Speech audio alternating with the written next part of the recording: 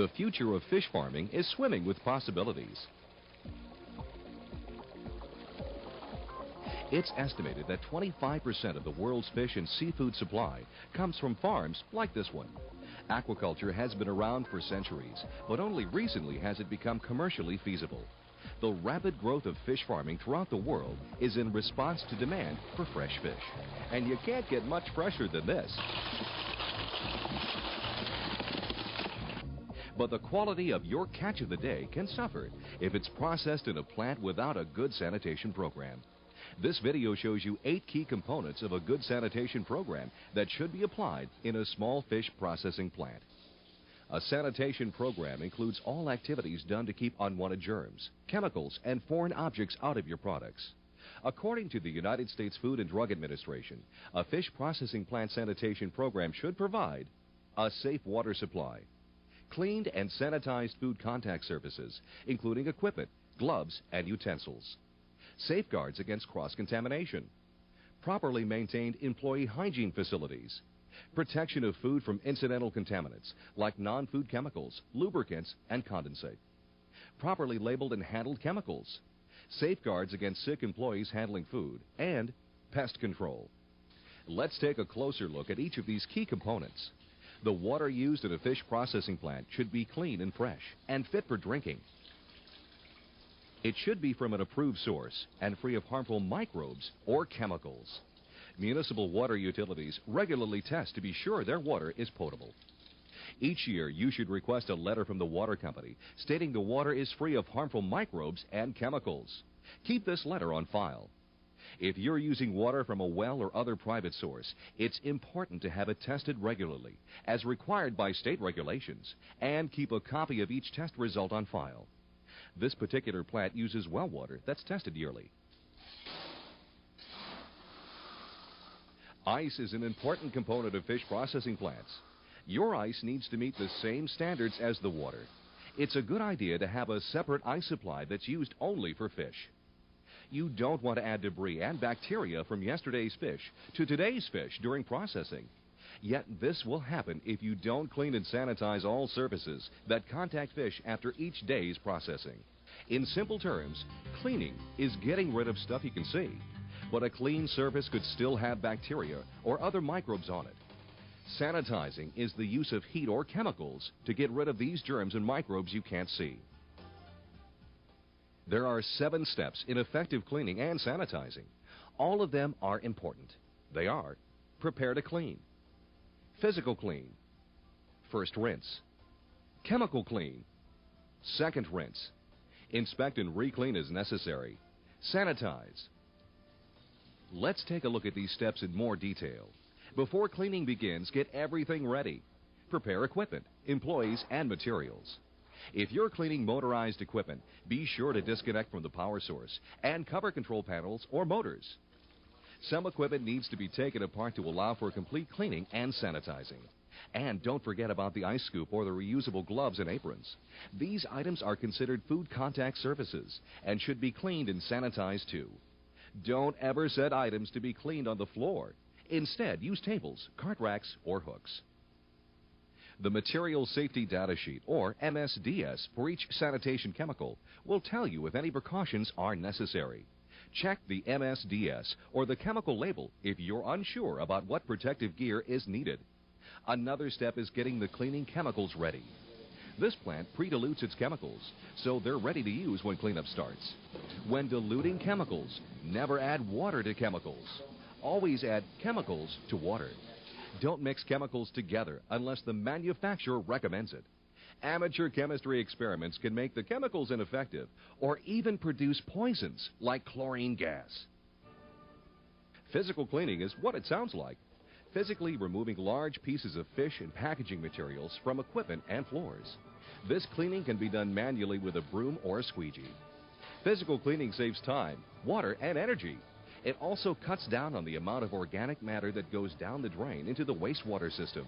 However, some plants don't have a separate physical cleaning step, but instead combine it with the first rinse. The first rinse loosens debris and wet surfaces, so chemical cleaning will be more effective.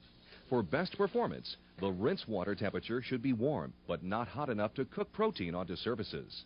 A temperature of 100 to 120 degrees Fahrenheit works well.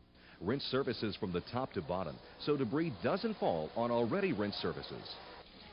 Cleaning chemicals are used next to lift remaining debris from the surface and keep it suspended in the water so it can be rinsed away. There are a variety of ways to apply cleaning chemicals. Manual cleaning is commonly done in fish processing plants.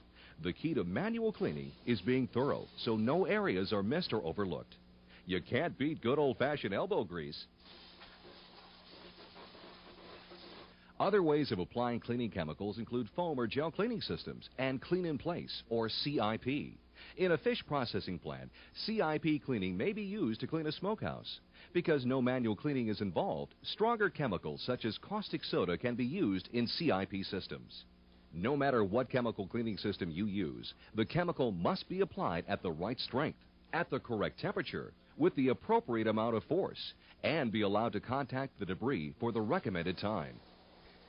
After chemical cleaning is done, the surfaces are rinsed to remove cleaning chemicals and suspended debris. As with the first rinse, this second rinse works best with warm water and should be done from the top to bottom. Be careful when cleaning and rinsing drains. Don't splash debris back onto cleaned equipment. Rinsed surfaces are now inspected for the effectiveness of cleaning. It's especially important to check areas that are tough to clean and re-clean any areas you may have missed. Don't rush the job or cut corners. If cleaning isn't done well, sanitizing won't be effective, and the surviving germs could contaminate the next day's products. Once you've cleaned food contact surfaces, you must sanitize these surfaces to kill remaining microbes. Steam or very hot water are effective for sanitizing, but are expensive and can be dangerous. More commonly, chemical sanitizers are used. Several types are available, including sodium hypochlorite, which is better known as household bleach. Other sanitizers include chloramines, chlorine dioxide, and quaternary ammonium compounds. For sodium hypochlorite, a minimum strength of 100 parts per million active chlorine is usually required. But if more than 200 parts per million active chlorine is used, be sure and follow up with a rinse. With typical household bleach, using a ½ ounce of bleach per gallon of water should be within this range. Simple test strips or kits should be used to check active chlorine concentration. Some states require other conditions to be met to ensure sanitizers are effective. For example, Wisconsin requires sodium hypochlorite to be used at a pH of less than 8.3, a temperature between 75 and 110 degrees Fahrenheit, and for a contact time of at least 2 minutes. Quaternary ammonium compounds, or quats, are also commonly used sanitizers. They leave a slight residual film on equipment, and thus the sanitizing effect lasts longer. However, when applied above specified levels, usually 200 parts per million, the film should be rinsed off before the equipment is used. Some processing plants use a quat sanitizer before the plant shuts down for a day or two to take advantage of this residual effect. Quats are typically used at strengths of 100 to 200 parts per million. Test strips for measuring the strength are also available. This plant uses 2 different sanitizers, a quat and sodium hypochlorite. Another key component of sanitation is preventing cross-contamination, or the transfer of germs and microbes from raw fish to ready-to-eat fish, such as smoked fish. Ideally, there should be separate personnel, equipment, and coolers for raw and ready-to-eat products. But as many processors know, this just isn't possible. There are steps you can take to prevent cross-contamination. Have employees change outer garments when they switch from handling raw fish to handling cooked fish. Hands should be washed and, if possible, sanitized at this time. Or, some processors require employees to wear single-use gloves when handling ready-to-eat products. Set up a boot dip station. Employees should sanitize their boots before leaving an area where raw fish is processed. This prevents transfer of debris and microbes into areas where cooked fish is handled. Be sure to check the sanitizer often and make fresh sanitizing solution if necessary. If an area has been cleaned and sanitized, work with the cooked fish first in that area. Store raw and cooked products on opposite sides of the cooler. If raw and cooked products must be stored on the same side, they should be separated. The cooked products must always be stored above the raw products. This is to ensure that juices from the raw fish can't drip down and contaminate the smoked or cooked fish. Employee hygiene is critical when it comes to the safety of your products. Keep hand washing and toilet facilities clean. Hand wash sinks should be equipped with hand cleaner and single-use disposable towels. If you require employees to sanitize their hands after washing them, be sure an adequate supply of sanitizing chemical is available. Sodium hypochlorite isn't recommended for sanitizing hands because it harms the skin.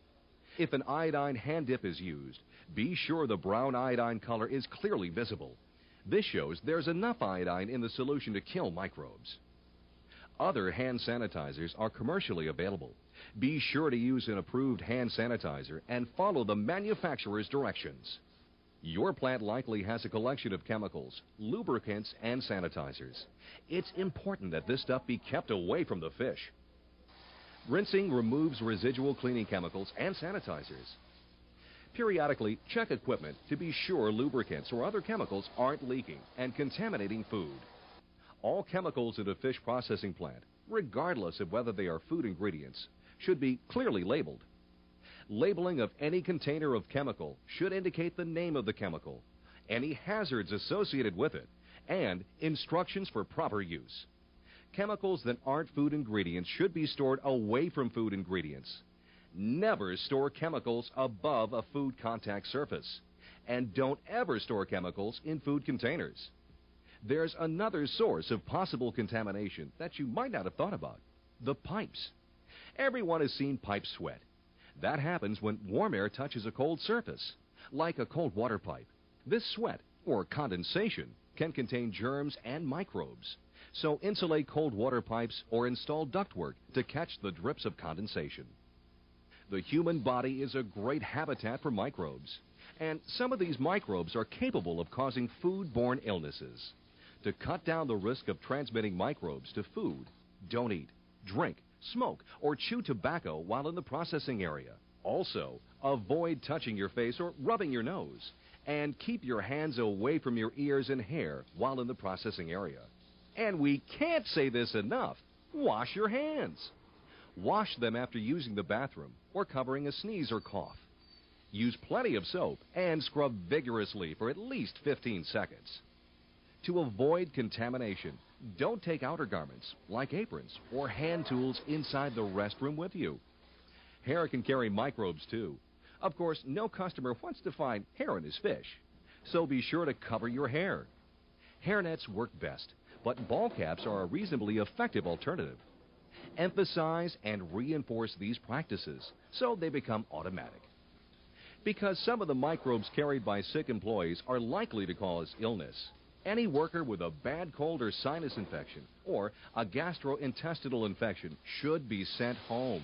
If sending the employee home isn't possible, that worker should be reassigned to a job where they won't directly handle food. Of course, any cuts, sores, or open wounds must be covered with a waterproof bandage before the employee handles food. Pests like rodents, insects, and birds can carry many disease-causing microbes. The most important strategy in pest control is to keep them out of the plant. Doors should fit tightly, and windows and vents should have screens to prevent entry. Inside the plant, practice good housekeeping. Make sure foods are covered. Store products off the floor and away from walls, and clean up spills. Also, eliminate any possible hiding places or sources of food and water for the pests. The final strategy for pest control is to destroy the intruders. Bait stations may be placed outside the plant, but should never be used inside. Traps may be placed inside the plant. Whether you hire a licensed pest control operator or do it yourself, be sure to keep records of the type and amount of pesticides used. An effective way to organize a sanitation program is by writing and following Sanitation Standard Operating Procedures, or SSOP. An SSOP is simply a written story of how a particular sanitation activity is done, how it's monitored and recorded, and what's done if there's a problem. Although FDA regulations don't specifically require a formal written SSOP for your processing plant, an SSOP can be a valuable tool for controlling sanitation and training new employees. Regardless of whether SSOPs are written, the FDA requires all fish processors to monitor and keep records that demonstrate the 8 sanitation components we've described are effective. Each of these 8 sanitation program components is important.